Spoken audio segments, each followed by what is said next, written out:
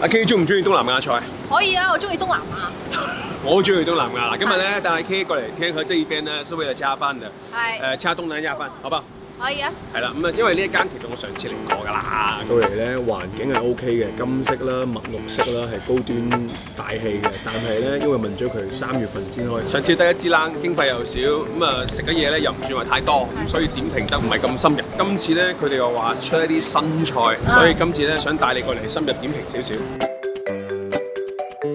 呢度係廣州酒家喎，開好多年㗎啦，到我傻㗎。佢真係廣州酒家旗下嘅一間嘢嚟㗎嘛，上一次我了解過㗎啦。廣州酒家做東南亞菜，點解廣州酒家都有呢啲咁 OK 嘅東南亞菜？因為佢嘅師傅得嘛。有人才做咩菜都得嘅。我哋個法國藍帶金牌勳章嘅廚師，佢亦都係享有個東南亞咖喱天王嘅美稱，亦都係廣州市第一個擔任東南亞菜行政總裁嘅第一人。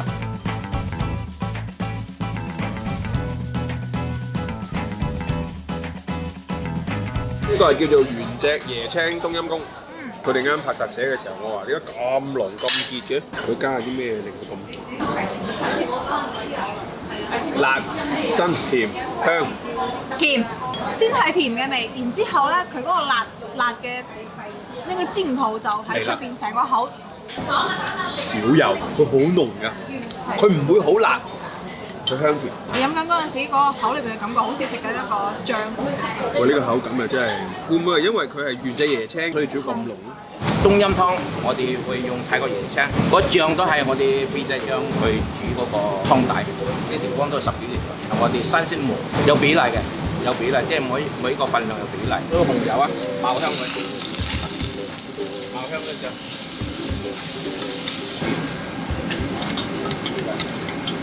椰青水啊，同雞湯一齊煮，係清甜啲咯。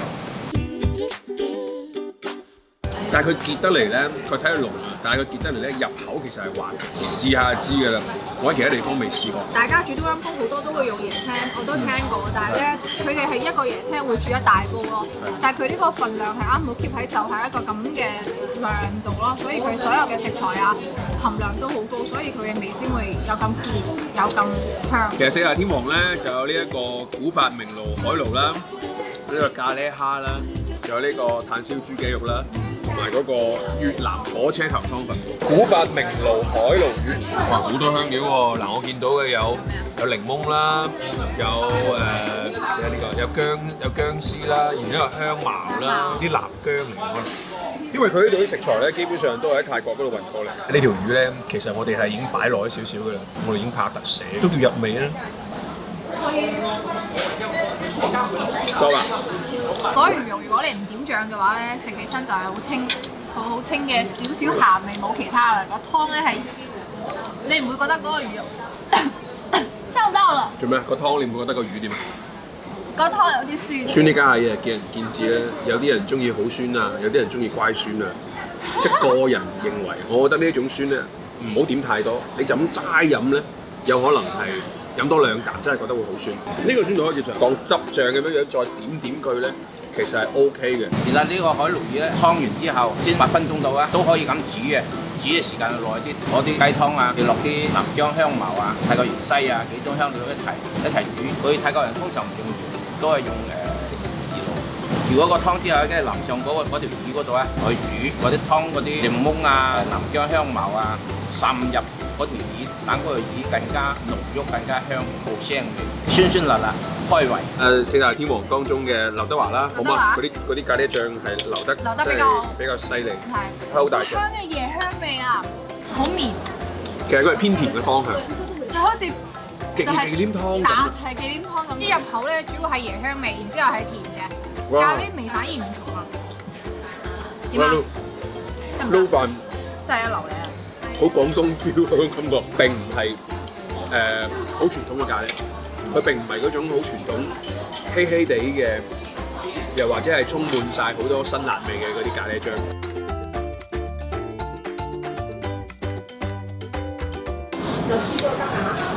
豬肉咧本身就唔會話有太大嘅區別，就係焦焦地爽口香。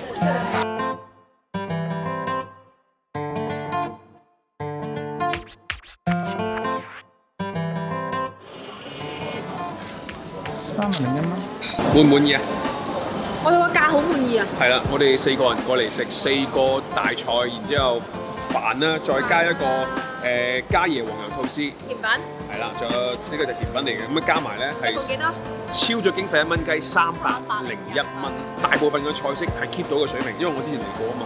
因為我本身比較中意食粵式嘅菜，偏甜嘅口感啦，所以呢間嘢好啱我，因為佢所有嘅菜都係向甜啊或者係酸嘅方向走嘅。因為上一次係冇採訪到佢哋嘅大廚啊，原來咁勁嘅喎，黎師傅係啦，好早過一大批做呢一個東南亞菜嘅呢一個名廚嚟。適合咩人？適合咩人啊？過嚟天河呢一邊旅遊，又或者係呢一邊翻工嘅人。 2、3個人啦，2、3人、3、4人啦。